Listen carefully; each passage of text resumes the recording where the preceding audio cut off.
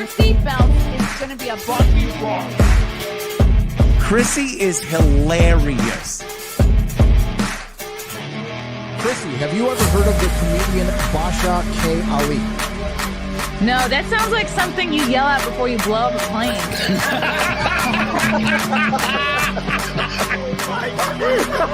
Basha K. Ali! 30 seconds remaining. But you know what, good to say I dabbled in stand-up or something. I haven't disrespected you at all. I was very confused by the title, Everything Everywhere All at Once, because that's also what we call it when Ash takes off his shirt.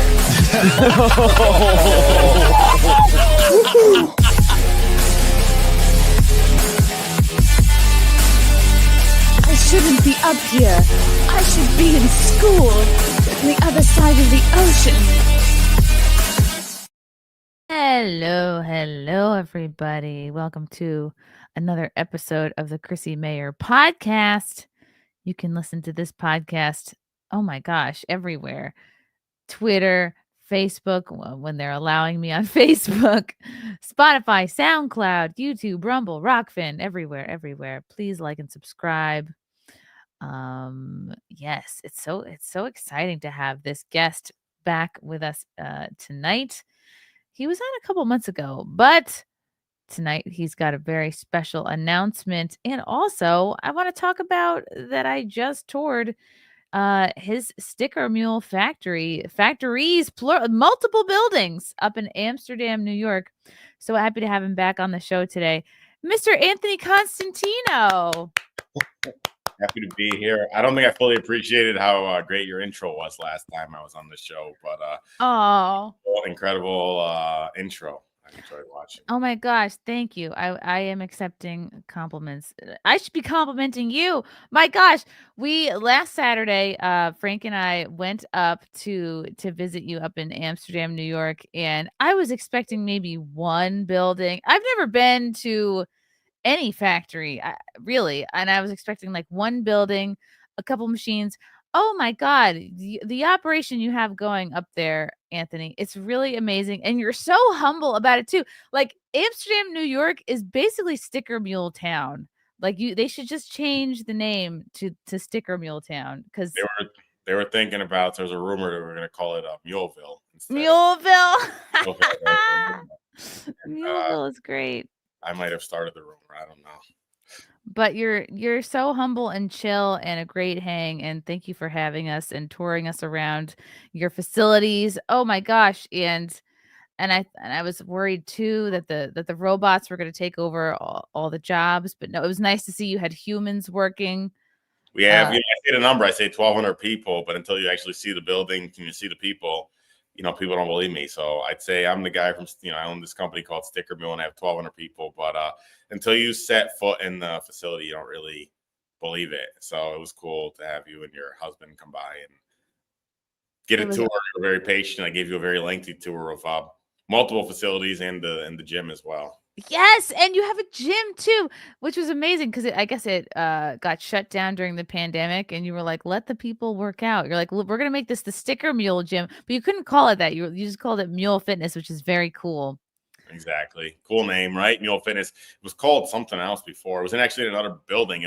I had, some people say, "Oh, you're a nice guy." Like a lot of times, I just do things because, we're all self-interested. And the gym I went to in my hometown, it got shut down during the pandemic and they didn't want to maintain it anymore because they were losing tons of money. So I begged them to keep it open. I called the owner. I said, "Can you please keep it open? I'll throw some more money at it," because my whole staff was using that gym. We had a contract with them.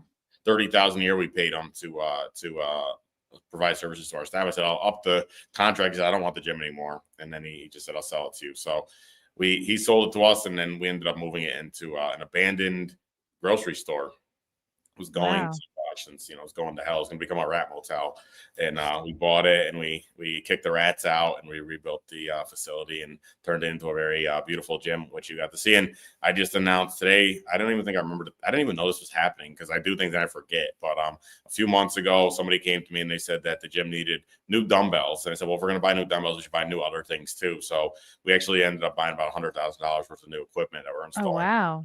I didn't even tell you. I forgot I did this, and so that's in the Cool. news. got covered by the news, and people are on Facebook. Most people love it, but like, one or two, unfortunately, they're Democrats because they get their minds poisoned. They're on there criticizing me for announcing that we invested $100,000 in the gym, which is very strange. So, this guy, he's just grandstanding, trying to get attention for himself. God forbid, you create a nice facility. It's a gym, you know what I mean? It's right. It's something good that people can use to improve themselves. And I think I said we called it a cutting edge gym, and he said, "How can you call it cutting edge if he needed to go buy $100,000 in new equipment?" And I said, a lot of people don't know if there are any gym fanatics. I don't know how many gym fanatics watch this show, but we have a Jacob's ladder and a techno gym skill run, which is Jacob's ladder is very cutting edge, although it was more cutting edge a few years ago. But most gyms still don't have the Jacob's ladder. It's a very cool piece of equipment. Go check it out. Very cool. But we have multiple Jacob's ladders at Mule Fitness. We got some really great equipment, and it's a fun community gym. People come there, they hang out. We got everybody from high school kids up to the Silver Sneakers crowd, and people like to come there and they hang out. They have their coffees in the morning, and they we got coffee. We got a little cafe in the front. People have their coffees, and they BS with each other and talk about life and have fun. And I think in keeping with the mule theme, I think you should buy a boxing gym and call it Donkey Punch. Just Yeah, think that's a good about name. it. Donkey Punch is a good name. I don't know if I can say this or not, but I'm like flirting with the idea of buying a gas station and calling it Mule Fuel. Mule Fuel. That's great. We're just gonna keep it going. I don't know what the hospital will be called. Mule Medic. No. Yeah. Probably not gonna touch hospitals. I would like to run a hospital. The hospitals are so badly run. It would be really great to have somebody like myself running one because I'd run that a lot better. But the hospital here, oh my God, it's terribly administered. I wouldn't multiple times. And they actually, believe it or not, I don't know why. Now I'm really getting off on the thing. Believe it or not, I was here with, I'm working with Roger Stone on my political candidacy. He had one of his people here. I was working on my campaign. I was about to go to something. And my friend had a heart attack. Believe it or not, one of my best friends had a heart attack. Oh, wow. 40 some years old. And he went to the hospital. And then my other friend's a doctor. So I called. He was in the hospital all day. They weren't servicing him, and so I called my other friend who was a doctor, and we had to remove him from the hospital, and we went into another facility that serviced him a lot better because the hospital here is so terrible. I would like to run it, but they got too many things to go on, so I probably won't create Mule Medic. You have so much going on. It was a snowy day. I remember it was a few weeks. It was like not too long ago. It was a snowy day. I was with Roger Stone's crew, who are here helping me. And I said, we got to run to the hospital. My friend had a heart attack. We got to go pick him up. And then we're in the hospital. And there was this lady there, and she was sitting in the waiting room. And I said, how's your day going, ma'am? Was it nice? She goes, terrible. It's the worst day I've had in a long time. I said, what's going on? She goes, well, the snow's coming down. I've been waiting for an Uber for 4 hours. I don't think the Ubers are running. I don't think I'm ever going to get home. And so I said, well, where do you live? I'll give you a ride home. So my friend gets out. They release him from the hospital. We got to bring him to another hospital. I said, we're going to have to stop on the way and drop you off and drop this lady off who she was living at the senior center. And that's so nice of you. And my friend, the Roger Stones guys, they go, nobody would believe this is a real story that my friend had the heart attack. He's massive. He's from Trinidad. He's 6'3", one of the strongest people. He's enormous. They said, no one would ever believe his story is real. Was that the guy I met? Was that the guy that was at your house? Yeah. Very big guy. Believe it or not, he had a heart attack not too long ago. He looks very healthy. He was laughing. He's in the car. He's telling jokes. He's all happy, even though he just had a heart attack. I got Roger Stone's team with me, and then I got this lady that I'm bringing to the senior center, and we're telling her, like, where are you? I said, well, I'm running for Congress. He works for Roger Stone. My friend just had a heart attack. I said, she's going to go back to the senior center and tell this story, and they're gonna put her in the mental ward or something. Oh my gosh, possibly that's so nice of you. She was talking. She goes, oh, wow, Roger Stone, and I was like, this lady's going to go, and she goes, I'll never forget you. I'll never forget this. Oh, that's really sweet. I did not expect to be telling the story tonight, but that's okay. So you kind of went viral. Well, I feel like you've gone viral a few number of times. I learned to control the media very effectively, so I went viral. I wrote the most viral endorsement of President Trump. Immediately following his, when they shot him in Butler, Pennsylvania, I fired off an email, and it became the most viral endorsement of the president. And then I did this thing called the Vote for Trump sign. I installed it at the top of my tallest factory building. You got to see the sign during the day. It's more beautiful at night. Yeah.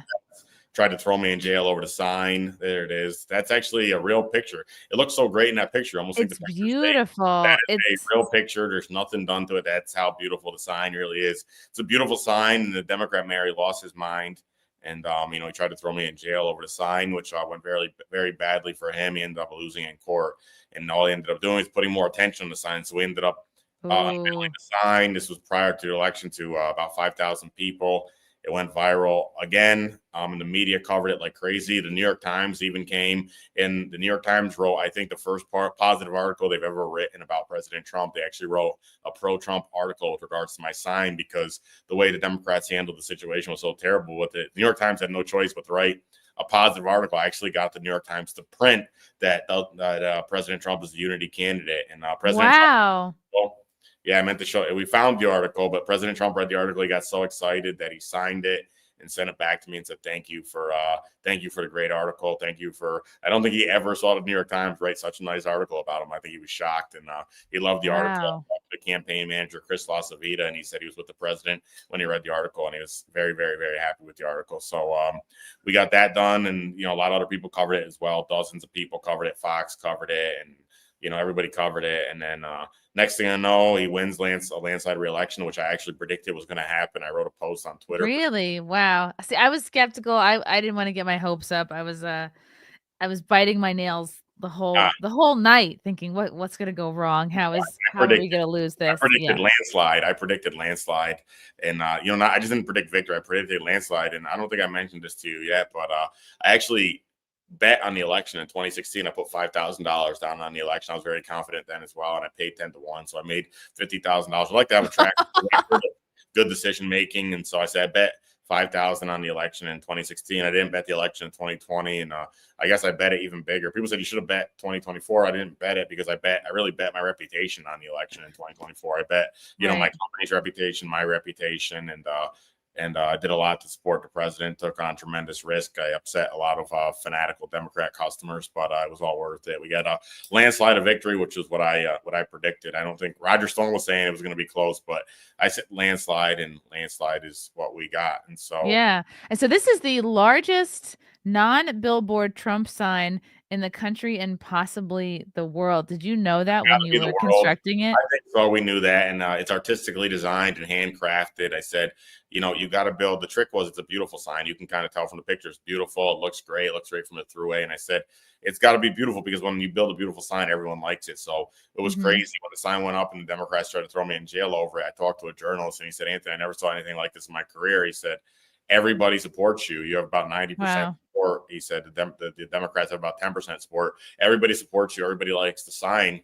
It was a trick. The sign's beautiful. So everybody likes beautiful things. Who doesn't like beautiful things, especially when you're in a city with a depressed skyline? And I elevated the skyline with a little bit of art, pro-Trump art, but it's still art nonetheless. And it elevated the skyline. It also brought a lot of attention and energy and excitement to my city. People never even heard the name Amsterdam. And now, look, we got Chrissie Mayr coming to Amsterdam. So we never would have had coming to Amsterdam if it wasn't for this sign. I think we can thank President Trump and the sign for your visit to Amsterdam. Roger Stone coming to Amsterdam. Jorge Masvidal's coming to Amsterdam. We had Henry Cejudo, 2-division UFC champion, coming to Amsterdam to see the sign. People are coming from all over the place to see the sign and talk about the sign. So all the voters liked it, except for maybe 10%. But the 10%, they're the fanatics. But 90%. Is Amsterdam a blue town? It's blue, but the people liked it. It was overwhelming support for me, overwhelming support for the sign because it's a beautiful sign, and we like beautiful tributes to American figures. We like artistic tributes to American figures in America. Even Democrats like it. So generally, when you see a monument, and it's a sign, but it's a monument. When you see a monument that pays tribute to a historic American, everybody likes it. It doesn't really matter whether a monument pays tribute to a Democrat or Republican. So I knew that's the way it was going to go, but the TDS mayor didn't realize that, and so he tried to and he ended up looking very foolish. He just sent me in a sort of a letter, I guess, sort of apologizing. Really? Make amends. I published that to Facebook, but I sent him a letter first saying that I respect him. He's got for having a very large family. He has a very big, beautiful family, and I sent him letter first. So everybody's got things that are good about them. Yeah. But politician, he did a very bad job, but as a person, he's done pretty good. This sign, it's beautiful, it's simple, and the font is like exactly dead on the font that like Trump uses for his stuff. Exactly. Great font, great artistic team behind it, and we played around. It wasn't easy to do to make it look so nice. it looks easy, but it wasn't easy. It was handcrafted. We had to get builders, and we put up very quickly too. So that happened. Wow. President Trump wins. Next thing I know, people are calling me because they said President Trump just nominated Elise Stefanik to the UN ambassador role. Ironically, I went to high school with Elise, and a number of our mutual friends worked for me at Sticker Mule. I'd say I'm a very loyal person. I'm so loyal. I hired my high school friends. Most people are loyal and they go back to college, but I skipped past college and I went and hired my high school friends, even though Wow. school named RPI, which is one of the top engineering schools in the That's where country. my brother went. No way. Wow, we didn't know that about You went to RPI? I went to RPI. Oh, wow. That's a great school. Yes, so That's so skipped neat. over RPI though. I didn't hire any. Well, I skipped over RPI and I went to high school. I hired my high school friends. Although our CTO went to RPI as well, but he went to RPI. I encouraged him to go. He actually graduated from Albany Academy with myself and Congresswoman Stefanik, and he went to a school called William and Mary. I said, "What the hell are you doing there? You should go to RPI. You'll be a lot happier at RPI." So he actually left William and Mary, switched to RPI, and now he's CTO of Sticker Mill. We didn't plan on that happening. He joined. Wow. That's so neat. All my friends, nobody set out to work for me, but it turned out now I got 5 or 6 of my high school friends that work for me that are mutual friends at Congresswoman. Were you in any fraternities? No, I stayed away from all that. I was a nerd. I tell a lot of people I go back and forth depending upon every 5 years of my life. Well, now I don't know what I am now, but I would go back and forth 5 years being a nerd, 5 years being middle school nerd, high school not nerd, college nerd. Most college take turns. I go back and forth, and so I don't know at this point in time what I am. I don't know what I am at this point in time. It's good to be a little, at least a little bit nerdy, and yeah, now you are. Let's see. I want to make sure I'm keeping things in the correct order. What happened first? You decided to run for Congress, or you became acquainted with Roger Stone? What was first? So what happened is and they got the name. It's Anthony Constantino. But anyways, no. Oh no, they called you. But who these guys are, right? There's other articles that are better, I'm sure. But anyways, no, what happened was I had become friendly with Roger. Roger broke the story about the sign. Actually, he doesn't get credit for that, but Roger actually broke the story about the sign. He was the first person to write about it on Twitter, and so he had a big post. His post went viral, and then that sort of, I think, set off the media firestorm, and he was the first one to get the word out. So he really loved what I did with the sign. He became, I guess, sort of interested in me because of the sign, sort of a fan or whatever you want to call it. I was a fan of his as well, and so we talked. I talked through his one of his associates. And following the election, his associate called me and said, "Roger would like to get dinner with you to say thank you for all your." Yeah, I didn't get to meet him yet. He said, "Roger just wants to say thank you for all your effort supporting the president. He'd like to get dinner with you. Would you be interested in coming down to Florida and getting dinner?" And so I went down to Florida to get dinner with Roger. It was Roger I didn't know what I was getting myself into, but he had invited a number of people that he wanted to say thank you to. So it was sort of a joint dinner, myself and 4 or 5 other people that Roger just wanted to say thank you to for their work and hard work supporting the president. And in the middle of the dinner, I said to him, I said, "Roger, I'm getting these calls. People want me to run for Congress. What do you think?" And without really knowing me, but without hesitating, he said, "I think it's a great idea. If you did it, you'd have my full support."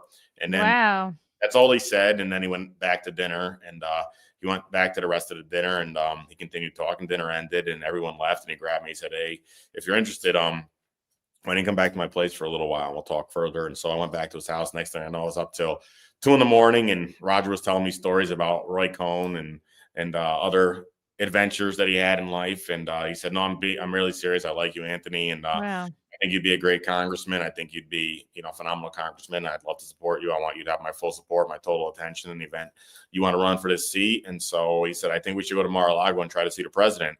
He said, "Why don't we try and plan that for this week?" I said, "That'd be great. I'd love to go to Mar a Lago. I've been a member for the last 4 years, but I never got to use my membership."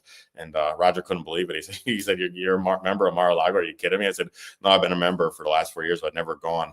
Previously, I got to meet the president's son, Donald Trump Jr. He wanted to thank me for my endorsement. So when I endorsed the president, he invited me to dinner. I got dinner with him, and I told him about my Mar a Lago membership, and he told me he believes I have the record for longest running membership that was unused. And so I finally used my membership with Roger. We went and we got to see the president briefly that week. And, next thing I know, I thought about it and I said, "Look, if you look at Sticker Mule, I run the company on the basis of principles. My number one principle is move quickly and use your time wisely. I'm very aware of the fact that time's finite. I also, my other principle is try to solve the biggest problems that are within your power to solve. And so, obviously, I can solve a lot bigger problems as Congresswoman. I can solve as CEO of Sticker Mill, although I've been working on some interesting things at Sticker Mill, which is why the company's so big. But I can solve more interesting problems as a congressman. I've been in the district my entire life. I'm from here. Some of the other people interested, they're career politicians that want to move here and take advantage of the situation. But I'm not looking to take advantage of anything. In fact, in the event I get the seat, I'll be redistributing my salary to my staffers. I want to have the best staff. I don't want to profit from the seat. I'm going to redistribute my salary. But I lived here my whole life, and it's an opportunity for me to use my time in a more effective way. Time's finite, and I can use it to solve big problems. And there's some big problems in New York State, as everybody knows. One of the biggest problems is that people are leaving. Another massive problem in our district is the access to high-speed internet. You're not from up, but if you're up here, there's a problem with high-speed internet and cell service. We got to fix that. We're a border district, and I know the border better than anybody. I lived in Mexico for a number of years. I was actually there when President Trump vacated the White House. I saw what happened when he vacated. Literally every single household in Mexico talked about coming here because the word was, everybody talked about it. It was not everybody wanted to come, but they all at least talked about it because the word on the street was, if you come and ask for asylum, it's a once in a lifetime chance to get it. So when you hear, hey, there's a short period of time where you can get asylum, it's a once in a lifetime chance opportunity. You got to consider it at a minimum. And I can tell you, people were sending WhatsApp messages with instructions on what to say when you reach the border. Say this and you get asylum, because that's how they were giving it out to just about anyone. You just had to say a few basic things and you got it. And so I know how bad that situation is. And we got a much worse situation on the northern border with people coming for much worse reasons than they're coming on the southern border. On the southern border, people cross, they're trying to escape poverty. I think we all know nobody's trying to leave Canada to escape poverty. Maybe they're trying to leave. They might be trying to leave to escape the cold, but by and large, they're crossing the northern border illegally, not so much to escape the cold, but to bring drugs and crime and gangs and violence and other horrible things. And so sometimes terrorism as well. So we got to have a totally secure border on the north. It's very important, maybe more important than the southern border. And there's a lot I can work on to help New York State in the event I get the seat. Number one priority, though, is turning New York State red. We have to do it. The biggest issue that the district has, I talk to people in the district and they say, we have a number of issues and we want to work on these issues. I say, well, the biggest issue we have is that we're under the boot of the Democrats and we can't work on any issues to the extent the Democrats don't want to play ball with us. So I don't think anyone will be better than me at fighting the Democrats statewide and really taking lead and beating the Democrats and helping turn New York State red. That has to happen. There are sub issues that are affecting the district that I am aware of and I want to work on. But the number one issue is we have to, at a minimum, make Democrats feel threatened so that they start playing ball. But better yet, turn New York State completely red. The Democrats have no good issues, and the voters are starting to realize that, which is why you're a Trump supporter and why many people now are voting for Trump in New York State. He got an 11-point improvement. All the smart people in America are supporting President Trump. He got an 11-point improvement in New York State because many Democrats woke up to the fact that it just makes sense to be a Trump supporter at this point in time. So, I'm shocked that New York is blue still, because I'm from Long Island, which is basically all red. Staten Island is red. Like I'm in Westchester now, and I just feel like maybe only a few parts of Westchester are blue, but I think overall, I don't. It's weird. Maybe I'm just like in a Republican bubble or like a probably. The issue bubble. is, I lived in Albany and I went to Albany Academy. It's a blue area. Amsterdam's blue, and the issue is a lot of Democrats have been Democrats for a long time.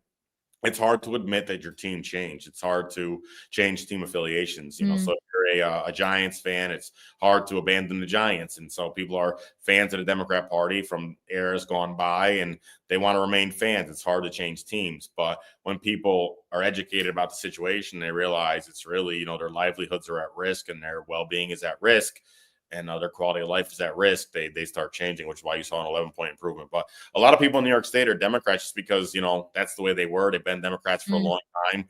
And in the last 8 years, I saw it myself. And, that's why I'm here right now, is the Democrat Party has gotten worse and worse. They've, because of their Trump derangement syndrome, they've latched onto all the worst issues you could imagine people latching onto, like turning little boys into little girls is a major issue for the Democrat Party. That's something they advocate for, and it's terrible. Nobody likes that.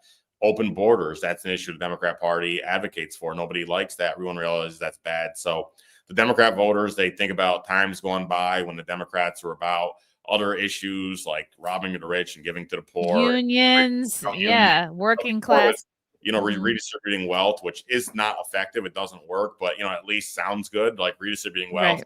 Redistributing wealth, let's just be honest, it sounds a lot better than turning little boys into little girls, and it sounds a lot better than open borders. So, eras going by, the Democrats said we're about, remember President Obama said we're going to spread the wealth around. And, some people hear that. It's not a strategy that works, but people hear that and it sounds nice. But now the Democrats are all about turning little boys into little girls and open borders and other terrible things that make absolutely no sense whatsoever. So, as the voters are getting aware of this, the loyal Democrat voters, it's hard for them to admit. It's hard to admit you made a mistake, especially if you've been wrong for the last 8 years. But there's too much at stake, and they're finally waking up and realizing it. And I think we're going to see a permanent shift in the direction of the Republican Party in the United States, because President Trump's going to have a great second term. I think he's going to be very effective, and I think you're going to see a permanent rightward shift in America, or just shift towards. I don't like right left. I like common sense versus stupidity, and so right now I think it's common sense versus stupidity. Little boys can't become little girls, even though the Democrats think it's possible. And open borders don't make sense, because if you don't have borders, you don't have a country, as President Trump has wisely been telling us for the last 8 years. And so. Also, you got the situation in California where all the smartest people in the world are letting their state burn to the ground because they didn't listen to President Trump's advice about how to properly manage forests. It's insane that the president, who is really, shouldn't be an expert in this topic, is an expert in forest management. They got forest management experts all over the place in California, but they don't know how to manage forests. They fell for DEI policies, and so Democrats got no good policy. They have DEI, turn little boys into little girls, and open borders. I'm not aware of any Democrat policies that make sense anymore, but if they exist, somebody can educate on them. Let's watch this clip. I'm glad you brought up California, because this is Bill Burr on Jimmy Kimmel making fun of people who say the fires in LA were caused by mismanagement and poor leadership. And this just proves to me that Bill Burr has finally reached the point of being a rich, irrelevant elitist. Going sideways, Hey, it's very good to see you. I heard you had to evacuate your home. Yes. Like most people, I had to. I got lucky, the winds moved, but the fire was coming and all that stuff. So I feel lucky. Are you guys back in? And I think everybody did a great job. Yeah. Unlike the internet, Yeah, right. I know. It's right. Who did a great job, Bill? Name one person who did a good job. It's just like, it just seems like these were his marching orders. Like somebody told him to go. Jimmy Kimmel is a raging sexist lunatic that demeaned women on a regular basis. That's how he got his start in comedy, and now to make penance for it, he goes on stand up late night, and he cries all the time about absolutely nothing. He just cries all the time. He doesn't even tell jokes anymore. He just gets on TV. Every time I see Jimmy Kimmel on TV, he's crying about something Trump did. It doesn't make any sense. But it's ridiculous, because he got to start making offensive jokes on the Man Show with Adam Carolla. He's got to start being an asshole, and now he just goes on TV and cries. I've never seen anyone cry. Oh my God! All of these fire experts. Why didn't you just fly a helicopter into the ocean and then just? I don't know, because there was 100-knot winds. You want to do that? You want to do that at night? You lunatic. How are you? This was definitely mismanaged. That's a big word we're hearing now. Mismanaged, like some idiot on the internet knows how to manage the worst fire in LA, sitting there in his underwear. You know what? No, I think any idiot can see, like, you guys had piles of water, like that you let. Well, the whole thing would have never happened if they listened to President Trump. So Bill should talk about that instead of whining about whatever the hell he's whining about. The whole thing would have never happened if they listened to President Trump when he talked about raking the forest, and they made fun of him for talking about raking the forest. But that was the industry term that is used with regards to removing brush that is in place that can cause fires. And so President Trump, during his first term, was talking about this issue, telling people in Canada how to maintain their forest to avoid this sort of thing happening, and they totally ignored him. So I agree with Bill to the extent it's not so easy to deal with fires once they're raging, but the fires didn't need to get started in the first place. And the same idiots that got the fires started in the first place because they mismanaged the forest, mostly, as President Trump calls them, Gavin Newsom. These same people shouldn't be trusted to use good judgment to fix the situation. So President Trump gave the right advice on the fires, and I don't know what's up with Bill Burr. Everybody always talks well of Bill Burr, Strange but take. I actually I never got into him as a comedian. I never got into him. My intro to comedy was a guy named Eddie Murphy. I love Eddie Murphy. Oh, And it is. Yeah, he's the where he stands best. politically, and but I love Eddie Murphy and Delirious, and I don't really know if Bill Burr's good or bad. People talk about him and they say he's good, but I do know Jimmy Kimmel's terrible. All I see him do is cry, and he's I don't know if he's even a comedian. I don't know who is watching. Because he used to be same sense of humor as Adam Carolla, and Adam Yeah. has not changed, and Jimmy has changed so much, and just very much cucked himself. Simon Ho, To go a certain way, they probably tell him, Jimmy, go on TV and cry again, and he just does it. they tell him what to do. Yeah, I doubt he's even his own person anymore. He's gotten very good at crying. He's got very bad. Yeah, yes, he has. Simon, thank you for the super chat. Between Gavin Newsom Smelt and Mayor Bass, there's something fishy going on here. You're right. Thank you. That's Simon, my only Asian fan. I appreciate him. I'm gonna pull up your website. This is very exciting. I've never known anybody who's well, actually, I knew one other person who ran for Congress. All right. It'll be even cooler once I win, right? It'll be Tina cooler. 40, who ran against AOC a couple years ago. Well, the good thing about me is once I get into Congress is I can honestly say I speak Spanish better than AOC, and so you really do. I heard you and your fiance, and you guys just speak Spanish to each other. It was very.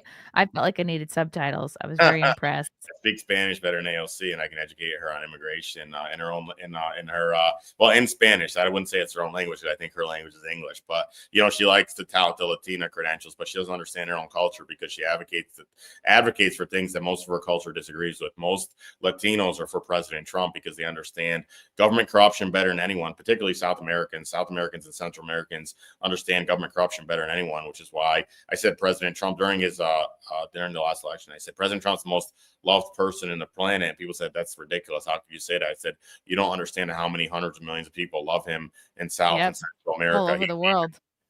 South Americans understand government corruption better than anyone. The Latino community understands government corruption better than anyone. And AOC doesn't represent her own culture very well. She pretends to steal it. She steals Latino culture to persuade white people to vote for her. But the Latinos, shit. And, I would be happy to expose that by talking to her in Spanish. Actually, I saw AOC when I told my girlfriend. I said, look, we can watch AOC. I said, we should watch AOC. We should let's look and see if she's done any interviews in Spanish. And we looked, she did an interview in Spanish, and she was saying the whole time, I'm so nervous. I'm so nervous. Well, it's ironic. I've done 3 interviews in Spanish talking about illegal immigration, and I've never once been nervous in all the interviews. Being very happy talking to me. So AOC, she doesn't even speak Spanish very well, even though she runs around all day bragging about being Latina. Her own culture, I don't think it's behind her, but she uses the Latina culture to win over white voters. That makes sense. White voters. Yeah, white female they want to feel good about themselves for their own personal shortcomings with regards to race relations, and so they say, well, I voted for AOC. They feel very badly because they have their own shortcomings with regards to race relations. So generally that's the way it goes. When you meet the upper class white liberals, generally it's because why is that? Like, why is it such a hang up? It just seems a bit demeaning. People want to fix things when they have issues, right?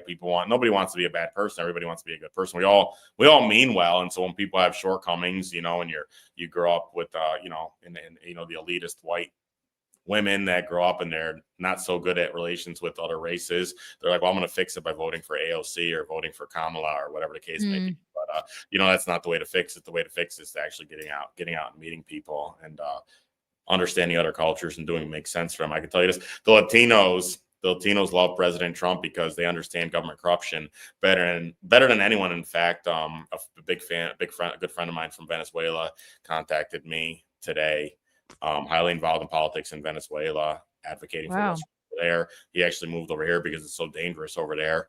But he contacted me. He's in between here and there still, but he contacted me and he said, we haven't talked in a while, but I totally support your candidacy and I'll do whatever I can to help you. And so the Latino community really understands this issue better than anyone. AOC doesn't get it because she doesn't really understand the culture she pretends to be representing. Mm-hmm. So that's a really good point. So who will you be running against for Congress?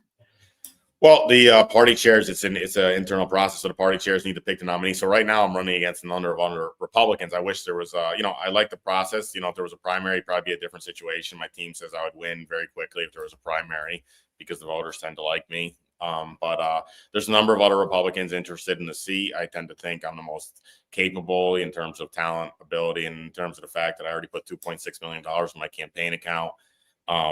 To run the race. The rest of them, they're going to go out and they're going to drain resources because they got to start. Step one, normally, to becoming a politician is to beg other people for money, but I don't want to do that. I'm going to be the first candidate in the event I get the seat to win office, to win congressional office without having a donate button on my website, which I think will be Wow. cool. But the other ones, they're all interested. But step one for them is to go and ask for money, which it's a waste of time. We want to move as quickly as possible. So I already put 2.6 million in a campaign account. I picked that number because I like to be, I guess, sort of funny, and I like to also have a track record of being right about things. So when Elon Musk intervened and bought a company called Twitter and turned it into a better company called X, the media went nuts and they piled on and they attacked him. And I said, well, I'm going to back him. And I bought $1 million in Tesla stock, and that appreciated in value massively. And I'm using the appreciated shit in value of the Tesla stock to fund my campaign. That's for the 2.6 million. Oh, wow.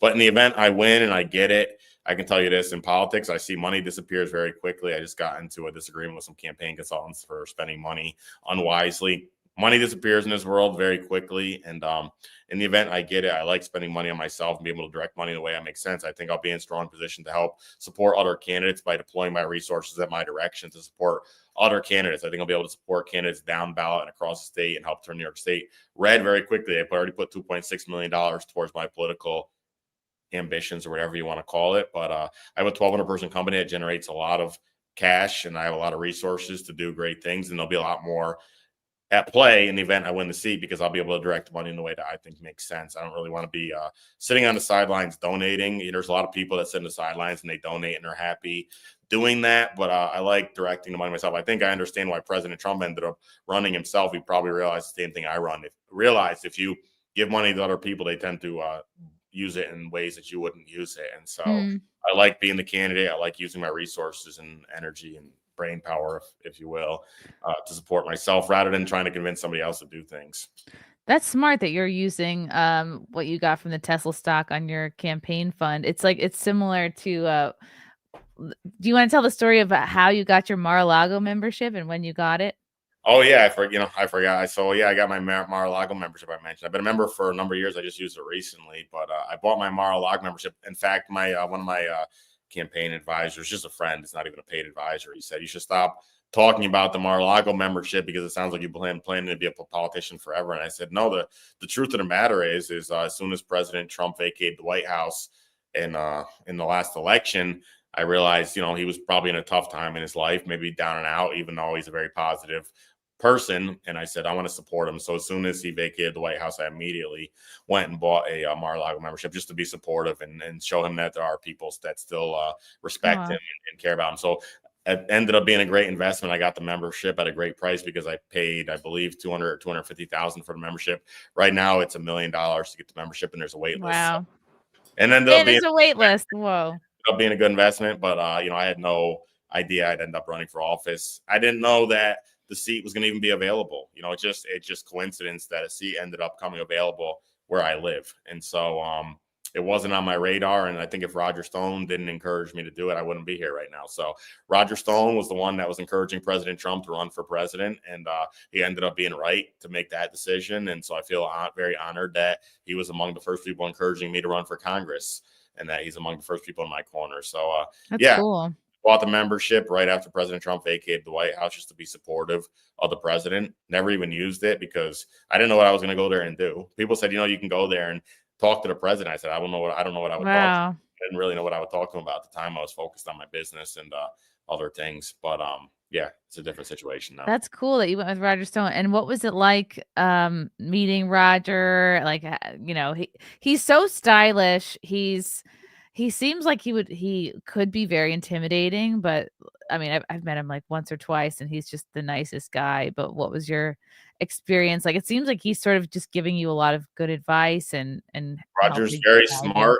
He's a very kind-hearted person and he's very patriotic. He cares deeply about the country. I've been around politics for a short while, and most people that are attacking you looking for money. And Roger's really just focused on trying to be helpful and get the best result for the country. He's very loyal to President Trump. He's always looking out for President Trump's back. He always wants the best for the president, and he wants the best for the country. He supports President Trump because I talked to him about it. He told me, I genuinely believe President Trump is the best man for the job and the best person for the country, and that's why he supports him. He doesn't get a lot in exchange for support other than the notoriety and respect on the streets. Roger's very respected, probably his biggest, the biggest thing he's gained from all this is tremendous respect. People love Roger wherever he goes. People love him. But Roger's got a big heart and he's in it for the right reasons. And I've been around enough political people to know Roger's one of the few people that's in it for the right reasons. He's not in it for the financial upside or anything like that. He's in it because he likes the game, and he's very patriotic, and he cares deeply about the country, and he really cares a lot about the president. He wants to see the president be successful and be surrounded by people that are going to support him, which is why I think he's supporting me. He realized very quickly I have very good intentions for the country. I have very good intentions for my district and for the state of New York. And I care deeply about the president as well. I think the president's sacrificed greatly to get where he got. He is where he is now, and everyone's sort of kissing the ring, and they're all showing up one by one but it could have gone another way. I was talking to somebody the other day, and they said, this guy, he's sort of king of the world, but it could have gone the other way, and he could end up, he would have ended up probably in jail. He risked really everything. He almost died. Wow. Yeah. People joked about it. It was disgusting the way the Democrats were making jokes and saying, "Oh, it hit his ear, big deal." Oh, it was so disgusting. They thought he was faking it. They thought it was fake blood. They're like, "Oh, he didn't." It barely. It's just his ear. The ear is very close to the head. So you're talking about a situation where we almost witnessed an execution, but it didn't happen. And so the president risked his life. He almost risked his freedom. If he wasn't dead, he'd probably be in jail if he didn't win. And he had no guarantee he was going to win. He had to fight for it. And so I care a lot about the president. I respect the president. He sacrificed greatly for this country. And at the same time, I'm a sort of similar person. I like to think I've always conducted myself by doing the right thing. And when you do the right thing, you tend to get ahead. And so I think the voters see that, the people see that, and hopefully the county chairs that are in charge of selecting a nominee see that. I think they will, but they're getting to know me. They didn't know me. I was relatively unknown to them, and so there hasn't been a lot of time for them to get to know me. Obviously, coming on podcasts like this or shows like streams like this and whatnot gives them a chance to get to know me. And the more they know me, the more they seem to like me. But what, Anthony, are your biggest priorities for other than turning the state red? What are your biggest priorities for your district? And then right? we got to turn the state red because, like I said, it's very hard to get things done when you're under the boot of the Democrats. So we got to turn the state red. But I achieved a lot of success because of the internet economy. I know the internet very well. You can run a company from anywhere now. You could be anywhere in the world now, and you can be in a small town, a big town. Doesn't really matter. There's people running countries from very, very, very remote locations, and the district is a very big district. There's a lot of small rural towns, and they got to get better access to internet and cell service so that they can take part in the internet economy. I think it's a no-brainer to bring better internet and cell service to the district. I think I'll be able to talk to the president about that. It'd be an obvious win for the district and an obvious win for the president. The cool thing about me is due to the Mar Lago membership, no one's in better position than me, both because of the Mar Lago membership and my track record supporting the president, getting to know his son, and having the president, be aware of me and my contributions to his campaign. No one's in a better position to become connected to the president and build a positive relationship with the president than me in New York's 21st Congressional District right now. The other candidates don't have Mar-a-Lago memberships. They can't go there and say, listen, I'm going to be here. I'm available to get dinner with you whenever you're free at your convenience, or meet for coffee, whatever you want to do. But I can go to Mar-a-Lago. I can stay for a month if I want. I can tell the president I'm free to meet whenever he's free. And he knows me. He's aware of my name. Roger talks to him about me. And the campaign manager says told me to my face, he thinks very highly of me. I know his son. And so I don't think anyone's in a better position than me to get to build a strong relationship with the district and to advocate for things that matter, like internet and cell service. Obviously, supporting our farmers. We need a farm bill that makes sense for our farmers. There are a lot of farmers in the district. My uncle's actually been a lifelong farmer, and he's been one of my top supporters. He gives me lots of advice about farmers. But wow, any of my farm. Well, he actually farmed sheep, and now he Aw. exited the sheep farming business, and he raises police dogs. So he does dogs, Oh. but he does police dogs, which are very difficult to train. It's one of the hardest dogs in the world to train as a police dog because he trains them to disarm people with weapons, which is very hard to do. And so he's very good at what he does. But he's been giving me a lot of advice. A lot of my employees are in the farming business, or their families are in the farming business, and they give me a lot of advice on farming. But of course, as I mentioned, talking about AOC and her lack of knowledge about immigration, even though she pretends to know about the issue, she doesn't really understand it. But obviously, we have to get a totally secure northern border. I was up at the northern border recently talking to people up there, and they told me people cross the northern border illegally, and it's so cold right now that sometimes they end up with dead bodies, in people's backyards. Wow. Freeze to death and they die, and nobody talks about it. But you get people crossing the northern border, and I know people personally that cross the southern border and died. Believe it or not, I know people that crossed the southern border and died. Friends of mine. While I was in Mexico, I told them not to do it, and they did it, and they died. Whoa. So people crossed the southern border and died. People, by the way, President Trump talked about this. It was one of the interviews I liked the most. He talked to Jake Tapper during the first. I don't know if you ever saw this interview, but people should look it up.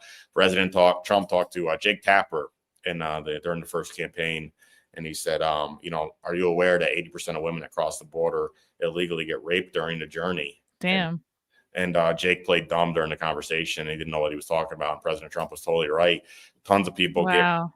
a large percentage of the women that come across the border illegally. I talked to girls in Mexico that were thinking about doing it and didn't do it. But I talked to some that were thinking about doing it, and they were scared shitless because they knew that the odds of getting raped were, almost 100%, especially if you're an attractive younger girl. So It's horrible. Yeah. people die. I talked to somebody on the northern border recently about the fact that people are crossing and dying. They die of hypothermia, and Democrats that advocated for this, including the Democrat voters, which I'm trying to get them to wake up and vote Republican. So you're not supposed to be too hard on people, but particularly the very righteous, self-righteous Democrat voters that like to morally grandstand and pretend they're better than other people.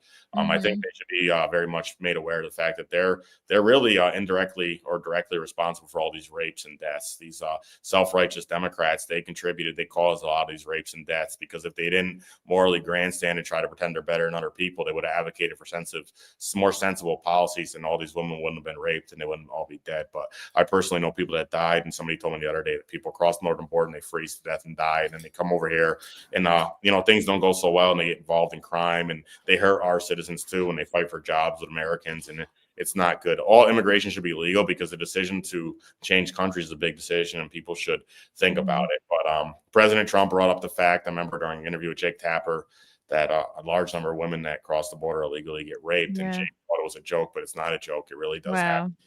Yeah, and people don't want to talk about that, but that's the very real aspect of doing it. It's really dangerous.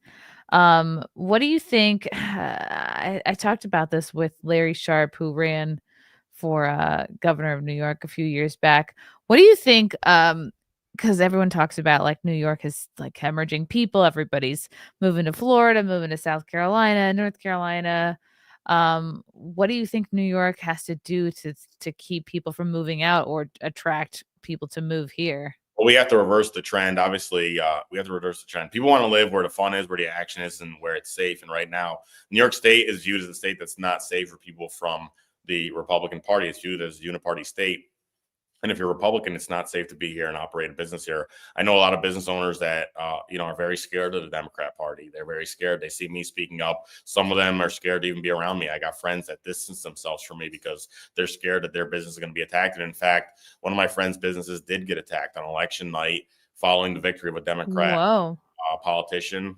They got kicked out. Their business got kicked out. They run an MMA promotion. They got kicked out of their residency at the casino after 27 straight sold-out shows. They got kicked out and they lost their business on election night, but I stepped in and I'm helping them renegotiate a contract with new facilities. I'm actually doing a free show in the meantime to support them. I'm actually fully funding their show in the meantime while they find a new permanent home, but they did get attacked. And so we got to make New York State more red for the benefit of all people. The Democrat voters need to wake up and realize they're not supporting the good guys, they're supporting the bad guys. We got to make New York State, it has to be safe for people from both political parties, because you can't grow a state when only half the country feels comfortable living here. When the word on the street is Republicans should not live in New York State because it's dangerous to be here as a Republican. You're in a really difficult situation. So that's got to be fixed. People also want safety in terms of physical safety. They don't want criminals coming across the northern border and, raping people and killing people. They don't want that either. And things that happened in New York City, we've all seen terrible things happen in New York City. And rather than going after criminals, they go after the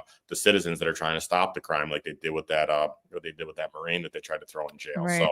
So, we got to stop that. We need safety, but then.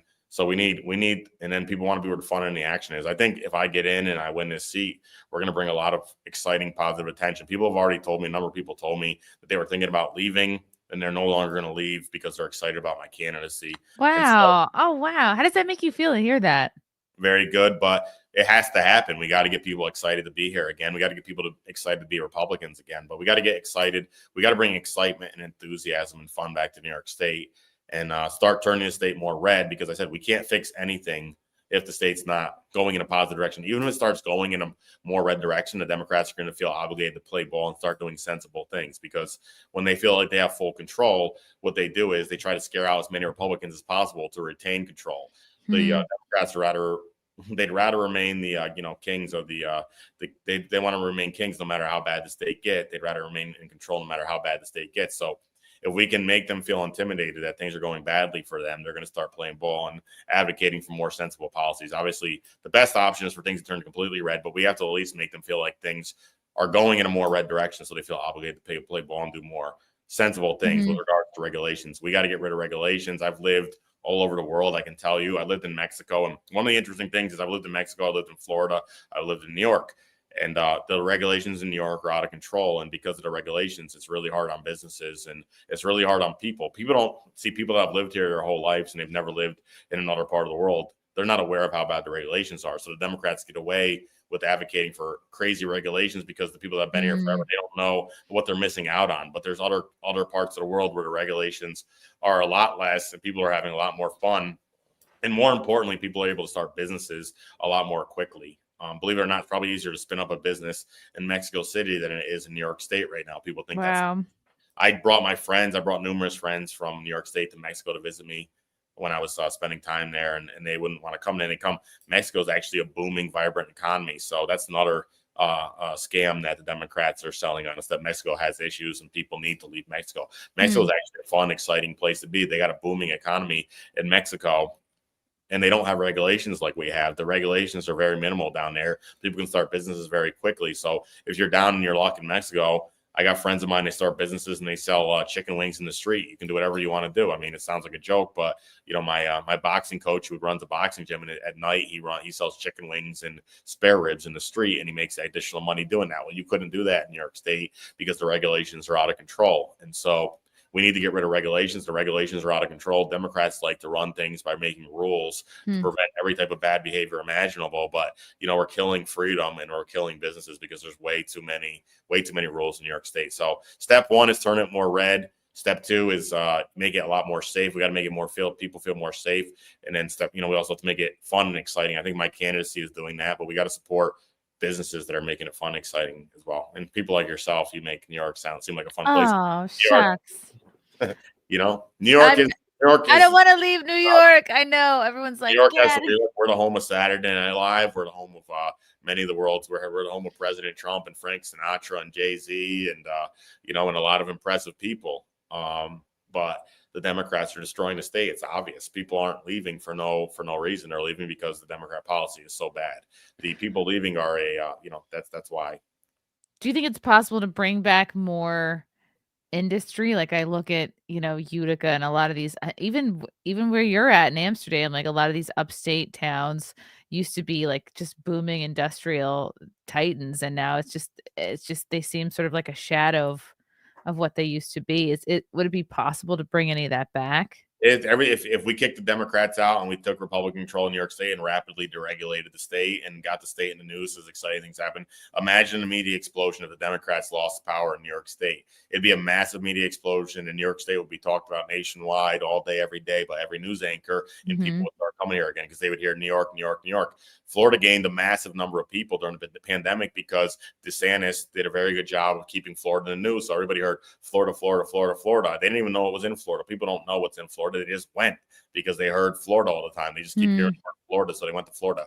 If we kick the Democrats out and Republicans took them to control New York State and rapidly started deregulating, you can get people back here very quickly and you get industry back here very quickly. But step one is get the Democrats out. Things are never going to get better. So I talk to Democrat voters that they have these bizarre ideas that the Democrats are going to fix things. The number one way, fastest path to fix things for Democrat voters to stop voting Democrat, to vote Republican. If we get everyone, imagine we wake up and New York is red within a few years. If New York next election wave happens, New York turns red, everyone will be coming back to New York, will be talked about nonstop. The media won't be able to stop talking about New York. And I think in the event I get in, I win this seat, the media is going to talk a lot more about New York because I'm going to make them talk about New York. I love your attitude. That's great. Fealty says, don't forget the regulations are a financial burden too. If you try to open a business, you need permits for everything. If you're going to serve a drink, food, booze, cigarettes, all need permits, and a permit can be over $100,000. I agree. Get rid of the permits. Screw the permits. What are these permits really protecting? Who cares? Get rid of the permits. Let people open things more quickly. Again, we get Republican control in New York State. It's going to be a media explosion. The media is going to be forced to talk about New York all day. They're going to be wanting to talk about it. And then the Republicans need to take action, get rid of all these ridiculous regulations, and things can change very quickly. But step one is get the state red. We got to get the state red. And the best way to make that happen is for Democrat voters to wake up and say, hey, this Constantino guy's making a lot of sense, and I should probably listen to him. What do they have to lose? Remember President Trump? He said, what do you have to lose? What do they have to lose? If you've been a Democrat voter in New York State for the last 10 or 20 years and things just keep getting worse, what do you have to lose? Vote Republican this next election. In the future, just start voting Republican. Let's see what happens. Yeah. Wow. So what do the steps look like for you, like for your path to Congress? Like, how long is this process going to take? The path is to win over the county chairs. There's 15 county chairs. I got to get them all to vote for me. So anyone listening that knows these county chairs, reach out to them, tell them to support Constantino for Congress. Although them listening to this and getting to know me, many of them like me. They're getting to know me. I talk to them all, and they're liking me more and more the more they talk to me. But they got to hear me. They got to get to know me more. So the path is win over the 15 county chairs, get them all to vote for me, or the majority to vote for me, and then I'm the candidate. And then I end up having a race against the Democrat. I'll race against the Democrat, and that should go very well.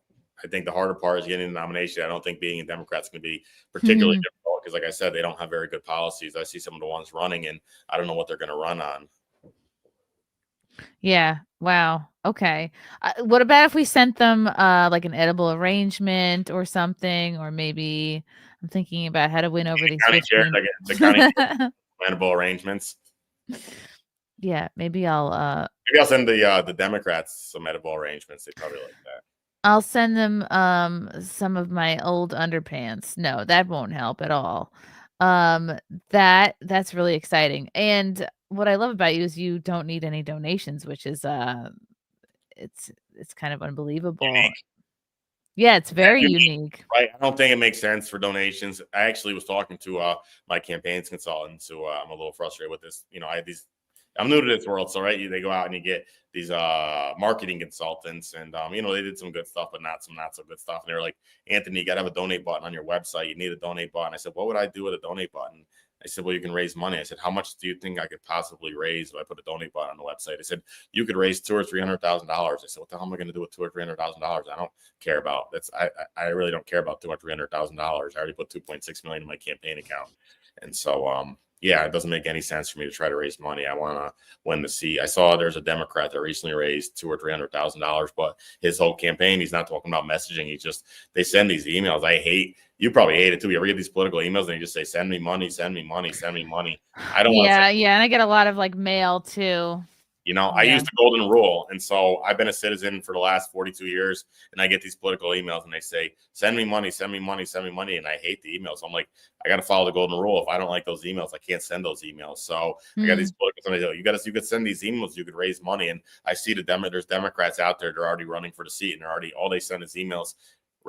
Just give me money, give me money, give me money, give me money, give me money. Well, who the hell cares? It's annoying. Voters don't like that. Have you ever woken up and you said you got an email for somebody to ask you for money and say, you know what I want to do? I want to vote for the guy that's begging me for money.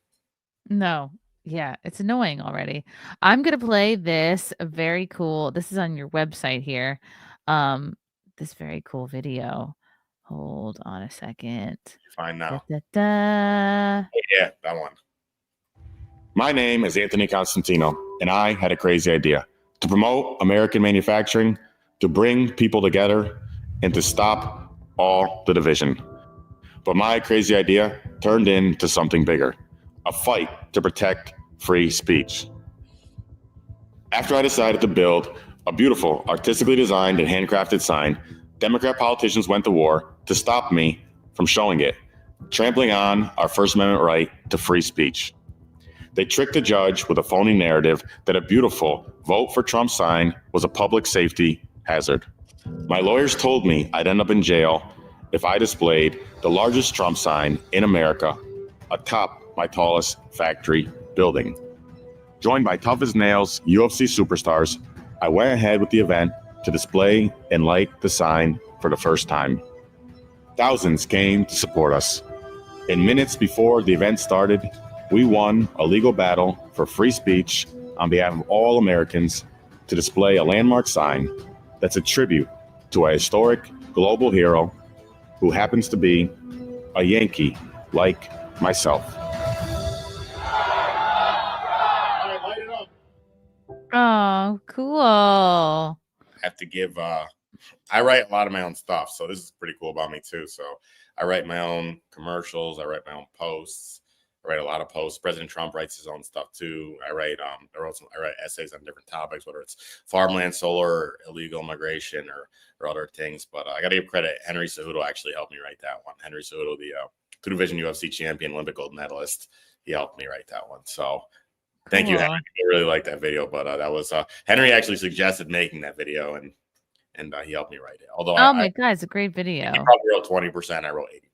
But you wrote most of it, and I love just for my writing skill. You know, look, these other people, they run these politicians, and I'm not even talking about the people running against me, although I guess I am. But you know, other politicians in general in this country, they don't even write. Most of them don't even write their own Twitter posts. They can't write. Whoa. You wonder how they get these jobs and what they do, but other people write things for them and they read. In fact, I did an interview with the county chairs recently, and 11 other people did the interview, and I finished it and I said, you know, I think that went perfectly, and I'm pretty hard on myself. I think I do badly. I call my team, oh my God, I did terribly. Like right now, I'd grade myself a B, but it's 10 o'clock. No, I would give you an A+. All right, You're doing I great. give myself a B for today. I give myself a B, but I did my interview with the county chairs. I said, you know, I think I did perfectly, and I called some of the chairs afterwards, and you know, some of them were nicer than others, but a few said I was the best one. They said, look, we were shocked. Yeah. You were the best one. And you're the only one that's not a politician. There was 11 other people. And I suspected it was true. So I asked one of the people, I said, did other people freestyle like I did, or do they read notes? And they said, no, a number of other people read notes. And I was like, it's unbelievable. They should be disqualified immediately if you're reading an interview. I mean, imagine you're running for Congress and you're in an interview reading notes. I mean, I interview a lot of people. Actually, I don't do the interviewing anymore. My team does, but I used to interview a lot of people. Like if people sat down with notes for the interview, no, it looks ridiculous. Go. Not that guy. He's not it. And so, yeah, believe it or not, some people that were running for the seat, they read notes, and you know, it's crazy. And then you look at it. They're one of the guys running. They run these stories. I don't even know why these people think to do this, but like one of the guys running, he was on record being anti-Trump. In both 2016 and 2024, he refused to endorse the president during both election cycles, and now he's running for Congress to support President Trump. I said, well, he could be a candidate if the president wasn't named Trump, but it sort of doesn't make sense to run for Congress when it's the Trump administration and you're on record being against the president multiple times. And so, you know, that's a little weird. Then there's another guy running who's a Republican. You know, these guys are nice. And I asked Roger, I said, what happens with these guys? Why do they do these things? But there's another guy running. He's a Republican. He's a nice guy, but he voted for during Black Lives Matter. He got intimidated by the Black Lives Matter group. Wow. Department of Social Justice, Office of Social Justice, paid for by the New York State taxpayers. And I said to Roger, I said, why do people do this, Roger? Why would a Republican, he seems like a nice guy, why would he do this? And this is a comedy show, correct? So I guess I could say it. Yeah. the one time he did the thing and he said, "Oh, she said it. I'm not going to say it." And then he said it, and I said, "Roger, why would he vote for this? Why would he do this? He seems like a nice guy." And Roger said, "He's a pussy." Yeah, that makes sense. No, I think that's what it would be like if you went to a stand-up show, a stand-up comedy show, and somebody's just like reading notes and not like looking at the crowd and like Right? using the material from the people in the audience, and that's why people like you so much. It's why people like Trump so much. It's like he's just off the dome, and you can really hear his personality like in his tweets, and same thing with you. So It's better to make mistakes and be authentic than to be perfect and fake, you know? then And people so, don't know who you are. Yeah. right. So I learned that. I asked Roger, because Roger knows the president very well. I said, "What's the president like?" His speeches are incredible. He said, "Oh, he drove me nuts with the speeches because he would never read from a script. He would never use a teleprompter. He always insisted on giving his speeches off the top of his head without no." Wow. And it's incredible. He's probably the best speech giver, at least in recent American history. He's the best speech giver in the world today. Nobody's like him in that regard. And I said, there's a lesson to be learned there, because even though he might make mistakes every now and then, people know he's being authentic, because it's not easy to do. And it's also a sign of his intellect, because Oh, it's yeah. not to get up there and just give speeches. And so I did my interview, and I wish people could see it other than the chairs, because I was very happy with my performance, but there was no scripting, there was no notes, and I didn't even practice. I just did it, and it went really well. I mean, I remember I talked to my team the night before, and they said, "You get a 3-minute opener and a 3-minute closer, and then you got to," and I said, "I think I'm going to say this for the opener and this for the closer." And then it just went, and then I just did it, and it went perfect. And a number of people said it went that way, but we're going to see what happens. There was some sort of article leaked today that some of the people are looking at, I don't know if they want an establishment candidate or whatnot, but Mm. me and Roger are very confident, and I'm confident it's not going to be somebody that supported the Office of Social Justice because they got bullied by the Black Lives Matter movement. When the Black Lives Matter movement happened, particularly not when I have a track record. I don't know what your stance was on Black Lives Matter, but No, I would not post the black square. I was just everybody in comedy was doing it. I was like, why are we being bullied to do this to prove that we're not racist? How ridiculous. exactly. And so I was one of the few people that did not put Black Lives Matter on my website. And I actually my team got very upset at me for not doing it. A number of people at Sticker Mule and my software development organization got very upset at me for not doing it. And I called a meeting and I fired them all. Yeah. So How many people was that? 4 or 5. It was actually the All entire right. the leadership, though. It was actually the leadership.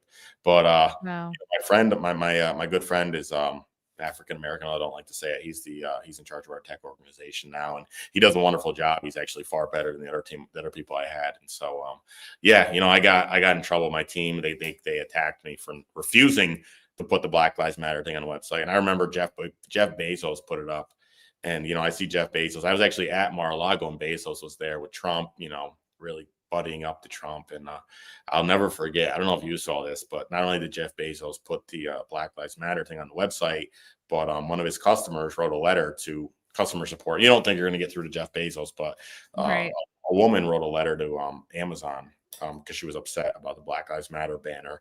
And Jeff Bezos wrote this very long, condescending letter attacking the lady for being racist. And he published it publicly. Wow. I don't know if Oh, you can find it still. Maybe somebody can dig it out. But yeah, Jeff Bezos took the time to try to embarrass one of his customers for being racist because she was upset about the Black Lives Matter banner. And I just said, what a horrible human being to do that. You're in charge of one of the most powerful companies in the country, and you feel the need to take time out of your day to embarrass a random customer. And, obviously he had all the power to get his message out. And, yeah. I mean, to be derogatory towards anyone, but obviously, generally CEOs of massive trillion-dollar companies Yeah. are Jeff Bezos higher IQ than, I have a lot of respect for people. Doesn't matter what socioeconomic, but generally, look, I like to think I have Wow. my IQ. Yeah, Jeff Bezos' response to Amazon customer who was Yeah. angry over Black Lives Matter message, my stance won't change. Very nasty.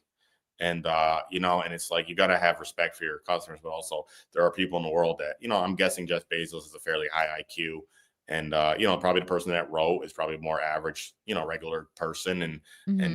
maybe didn't go to the same schools that Jeff Bezos went to and didn't know how to defend herself as well as Jeff Bezos did. And I said, what a horrible human being would attack a random customer for writing into Amazon. Yeah. Frustration, It's a really unnecessary to me, it's grandstand. he probably had the extended grandstanding. I was like, he's probably got his own issues with race relations. He's probably got some deep-seated Yep. racism in his own It's like heart. what you said. Yeah. Felt the need to do that, but I won't forget that. And you know, I guess President Trump can look past certain things like that and have dinner with Jeff, although he's probably, you know, very happy to see Jeff kissing his ass, which I would be too. But what a horrible human being to do something like that. Yeah, you don't need to like school a customer when you're in the power Now when you position to work, begin with. you know, you're running one of the most powerful companies in the country, and you took time out of your day to insult a customer for being against Black Lives Matter when, believe it or not, the customer was right and Jeff was wrong. You know, Mm-hmm. use that now. Yeah, because what he's doing is like he is making an example of her and intimidating her. And it's also like, look, everybody, like, do you want to be like her? Do you want to be embarrassed? Yeah, well, keep your mouth shut, post the black square. He posted out for the whole world to see. I think, you know, millions and millions of people saw him insulting this woman. And, you know, I believe it was a woman. I don't know if I was correct or not. But yeah, that's shitty. But I was like, yeah, what a horrible human being to do that. Even if you disagree with the person, you don't need to insult a random human being. You know, people. It was just unbelievable. Wow. So, anyways, I don't think. yeah. But you know, getting back to it, you know, one of my so you know, I had my stance, I had my experience with Black Lives Matter. I wouldn't put the banner on the website. I actually had a mini. My team, they called it a mini insurrection. I had a you know, whatever, crush the insurrection, whatever you want to call it. Quell, not crush, quell. I quelled the insurrection by firing them all. And you know, and at the same time, there's a guy running who is got a track record of voting for Black Lives Matter policies because he got intimidated by Black Lives Matter. So I don't think that guy's going to be in Congress representing the president. I don't think anyone that has an issue with supporting the president is going to be in Congress either. So I strongly suspect it's going to be me. Even though these people didn't have the problems they had, I still think I'm the best candidate. I think, you know, you talking to me, you can probably see it's not too often you meet people like myself that have the background that I have. I don't mean to be braggart or whatnot, but there just aren't that many other people interested in the role that have my background. And it's a big job too. It's you have to be a very special person to even be interested in, like, exactly. You're not like I don't know. I feel like most people who seek a position in politics are like egomaniacs, and you're very humble and chill and a good hang. So I've been that way for a long time. And, you know, some of my friends, they said to me, you know, I got Henry Cejudo and Antonio Brown. They talked about me during America Fest. I got 2 shout outs during America Fest, Roger Stone, and then Henry Cejudo and Antonio Brown gave me a shout out during America Fest when they were on stage as well. And that's awesome. And some of my friends, a number of other people are backing me, very interesting people. Harry O, the founder of Death Row Records, has become a big supporter of mine as well because he's a big supporter of the president's. But, you know, one of my friends said, all these people wouldn't be backing you, Anthony, for no reason because, you know, Roger just throws weight behind random people for no reason. Nor does, you know, Henry Cejudo. Henry Cejudo won a gold medal on behalf of America and China, and he doesn't just pick random friends out of nowhere. But, you know, I'm very proud to have Henry. Henry wore my shirt on stage at America Fest, and was cool. Crowd. Roger Stone talking up to the crowd. So we'll see where things go. I can tell you the other candidates aren't having that happen. And, you know, believe it or not, with all this craziness happening in California, I actually just got a call the other day and I was invited to go to the Grammys by a big supporter of President Trump as well. So I'll be nice. Depending upon how things go with the fires, I'll probably be in California after the inauguration. So I also surveying the damages. I also got invited to the candle lit dinner with President Trump at the inauguration. So I'll be going to that as well. So. Ooh, oh, that's so great. Have fun. I can't wait to hear about it. That's very exciting. And it's coming up. It's gosh, the inauguration is 5 days away. So and I was relatively unknown a few months ago. Nobody knew me, and I just kept to myself and I did my own thing a few months ago. And you know, and so now look at you. You know, now I'm hanging out with Chrissie Mayr and Roger Stone. And, you know, a number of other interesting people. And so, yeah, things aren't going in this direction for the other people interested in the seat. And I think that's for a reason. Nobody's going to be better than me at bringing a lot of enthusiasm and excitement and energy back to New York State, which is something that's greatly needed. And no one's going to work hard on me on beating the Democrats. I don't know if I mentioned this, but I was one of the first people canceled in 2016 over some tweets I wrote in support of the president. They viciously canceled me then. And I told my friends, I said, I'm going to build my company myself to be as strong as possible. I think I told you just a little bit, but I actually got into comedy over my cancellation. I got canceled in 2016. You should never be mean to somebody because you never know what the counter reaction is going to be, unless they're very old. And then you can be mean to them.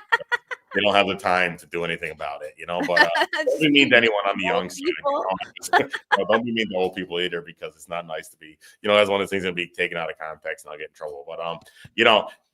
Don't be mean to a young person, because they have the time to learn new skills and counteract your nastiness. And so the Democrats were very nasty to me 8 years ago. I'm 42 now, so I was 36 back then, and rather than whatever, I took the effort. I made my company a lot stronger. I grew from 300 or 400 people to 1,200 people, but I also learned some comedic skills. I ended up doing stand-up comedy a few times, which is a skill that's come in very handy as I deal with the political world, and I deal with some at times journalists and adversarial political opponents. Most politicians, as you know, they don't understand the mechanics of comedy. President Trump. No, they're not funny. They're boring. Trump is hilarious. Trump has delivery like a stand-up comic would. He's very good.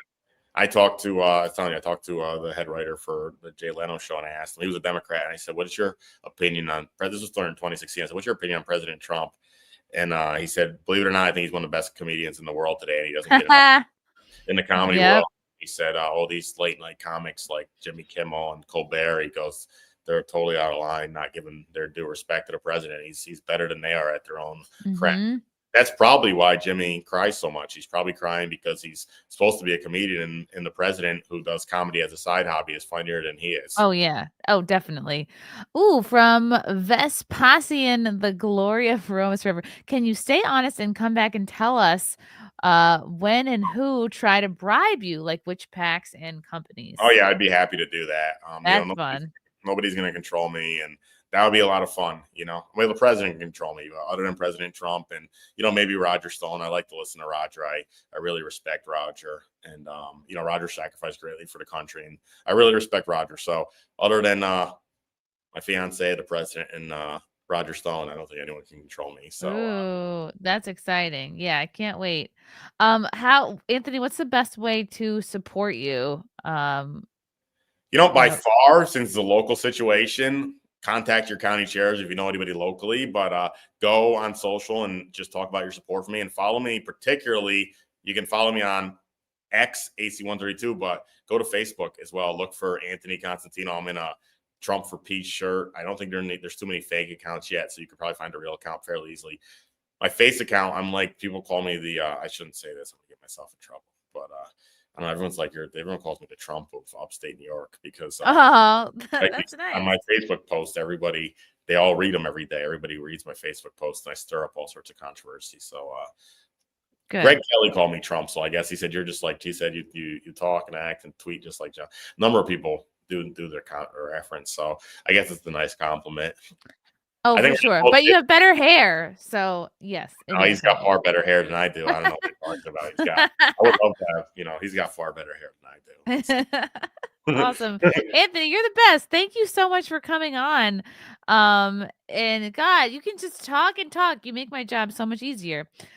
You're great. You're fantastic. Everybody follow Anthony on X. Check out voteforanthony.com. And yeah, can't wait to have you back. Can't wait to see how your Congress run goes. We need some more Italians in Congress. I don't know if there's any Italians in Congress right now. I don't know. I don't know any other major. At least they're not making a name for themselves, right? No. And there's not any Italians in tech either. It's Zuckerberg and Musk and Bezos. Nobody's got a name like Constantino in tech. So I brought some Italian into tech. Although, like I said, I'm not particularly clannish, but I think it is. Well, we need it's a cool more name. Italians. I didn't like it. I said, geez, are people gonna be able to vote for Constantine? It's such a long name. And Roger right away said, no, it's a great name. We had Emperor Constantine, so I guess it's a name that's a historically good name. And then somebody just pointed out this to me today. I'm gonna get the stat wrong, but my name on Twitter is AC132, and somebody said it's been 132 years since there was a president who served non-consecutive terms, and so maybe it was wow. Yeah, you're right. AC132, and President Trump is the first president in 132 years to serve non-consecutive terms. Ironic coincidence or fate? That's cool. Maybe it means I'm meant to be. I don't know. Maybe it means I'm meant to be in this world. But we'll see what happens. But I wonder who was the last president to do that. We're call. But let's if you go to see. my ex, Grover Cleveland, there you go. who served 2 non-consecutive terms in the White House. He from 1885 to 1889, and then from 1893 to 1897. That's really exciting. Yep. Wow. So I didn't like my handle for a while, but now I sort of like it. It sounds like a gamer tag. So it's like the next generation of, you can't copy. You saw those people that copy and they put, you wouldn't put real Chrissie Mayr. Everyone's like real Anthony, because Donald Trump was the first to do it with the real Donald Trump. Oh, yeah. You can't copy that. So I'm starting a new thing as AC. It's like a gamer tag, but political handle, right? So next you're going to see all the other wannabe politicians. Well, if in the event I become successful, it'll be a trend. We'll see what happens. But Awesome. very cool. 132 years since the president served non-consecutive terms, and I'm AC 132 on X. But more importantly, Anthony Constantino on Facebook. And Yes, follow him on Facebook. He's very really want the fun, entertaining follow on him Facebook. And you can watch the local politicians that drive them all crazy. Awesome. Thank you, Anthony. You're just the best. Thank you to everybody in the chat for your comments and questions, and we'll see you all next time. Thank you.